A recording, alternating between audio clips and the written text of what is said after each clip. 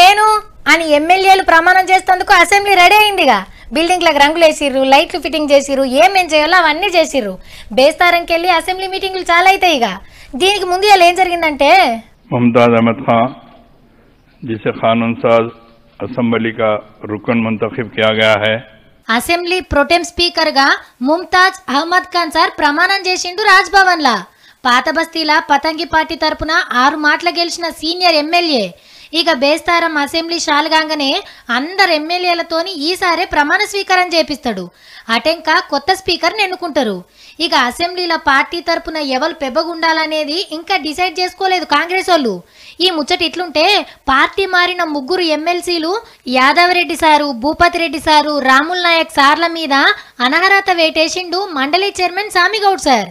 ఇయాలకి ఇవే ముఖ్యమైన అసెంబ్లీ ముచ్చట్లు.